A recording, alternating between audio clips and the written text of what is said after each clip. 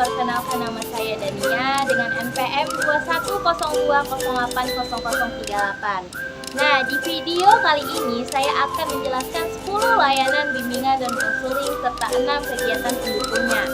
Baiklah, langsung saja saya akan menjelaskan apa saja sih 10 layanan bimbingan tersebut.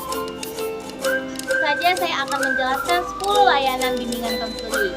Yang pertama itu adalah layanan orientasi. Layanan ini biasanya diberikan kepada peserta didik untuk memahami situasi lingkungan, organisasi, peraturan, juga peran bimbingan konseling di dalam sekolahnya. Di mana tujuan dari layanan ini adalah untuk memberikan kemudahan kepada peserta didik untuk penyesuaian kehidupan sosialnya, juga memberikan penyesuaian kehidupan belajarnya dan kegiatan pendukung lainnya, serta memberikan pemahaman kepada orang tua siswa untuk mengetahui situasi dan tuntutan di sekolah anaknya agar dapat memberikan dukungan yang diperlukan dalam keberhasilan belajar anaknya. Yang kedua itu ada layanan informasi, di mana layanan ini diberikan kepada peserta didik untuk memahami informasi mengenai diri, bakat minat, kehidupan sosial, dan juga tata tertib tertentu. Di mana tujuan dari layanan ini adalah untuk membekali peserta didik dengan berbagai hal pengetahuan dan pemahaman tentang hal yang berguna untuk mengenal diri, merencanakan, dan mengembangkan pola kehidupannya sebagai pelajar, anggota keluarga, dan juga masyarakat. Nah, selanjutnya yang ketiga ada layanan pembelajaran. Layanan ini layanan yang berkenan dalam proses pembelajaran, seperti penguasaan materi dan juga kompetensi diri yang sesuai dengan kemampuannya untuk mengembangkan diri, di mana peran guru dan konselor ini saling membantu, mengisi, dan menunjang. Guru sebagai penguasa lapangan dan penggerak pembelajaran siswa, sedangkan konselor sebagai penasehat, arsitek, dan juga pengumpulan data dan bagi ditetapkannya proses pembelajaran. Nah, yang keempat itu ada layanan penempatan dan penyaluran. Layanan ini biasanya diberikan di dalam kelas, kelompok belajar, ekstrakurikuler, dan juga bakat dan minat. Layanan ini memiliki dua tujuan. Yang pertama itu tujuan umum. Tujuan umumnya adalah agar diperolehnya tempat yang sesuai dengan penguasaan kompetensi siswa. Dan yang kedua itu tujuan khusus. Tujuan khususnya ini lebih spesifik, yaitu mengarahkan siswa dalam penguasaan kompetensi yang sesuai dengan bakatnya, yaitu membantu siswa dalam mencapai kematangan dalam mengembangkan penguasaan ilmu, teknologi, dan seni yang sesuai dengan kurikulum dan pengajaran atau pendidikan tinggi lanjut, serta berperan dalam masyarakat yang luas.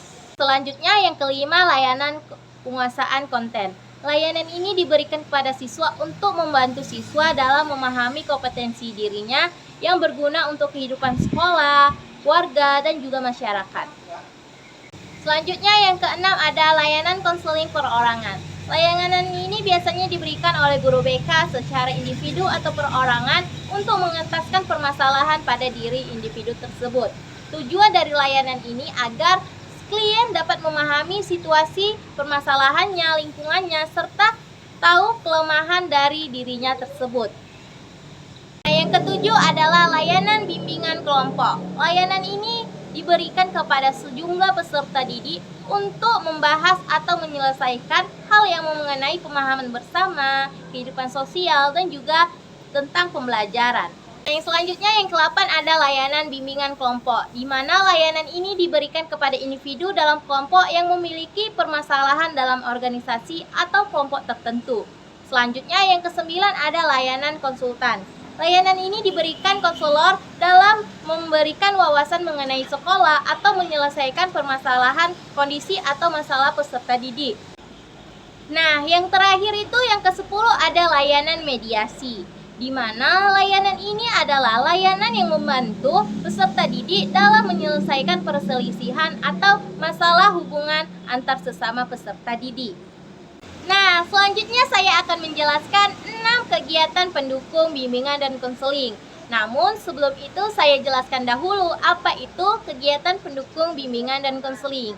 Jadi, kegiatan pendukung bimbingan konseling ini adalah usaha yang dilakukan untuk mengumpulkan data dan keterangan tentang diri peserta didik atau klien dan juga keterangan di lingkungannya, baik di lingkungan keluarga, sekolah, ataupun lingkungan di sekitarnya, yang bertujuan agar para dosen atau pembimbing mengetahui masalah atau situasi yang dialami oleh klien dan juga tentang kompetensi dan kekuatan peserta didik tersebut.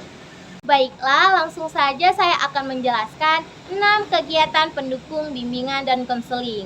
Yang pertama itu ada aplikasi instrumentasi BK, yaitu pengolahan data dari hasil pengukuran kondisi klien, di mana aplikasi ini memuat topik pembahasan, jenis fungsi, dan juga instrumentasi yang digunakan.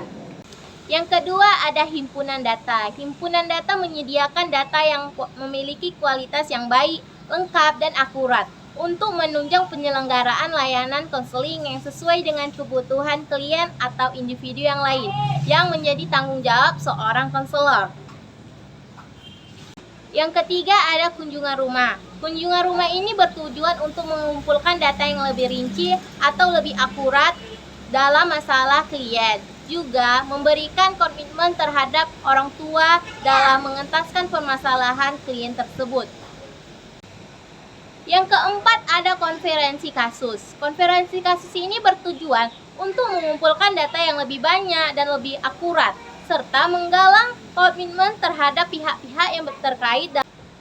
Nah, yang kelima itu ada ahli tangan kasus. Ahli tangan kasus ini adalah pelayanan yang diberikan kepada kalian untuk mengarahkan kalian kepada ahli yang memiliki kemampuan dan wewenang yang sesuai dengan masalah kalian tersebut.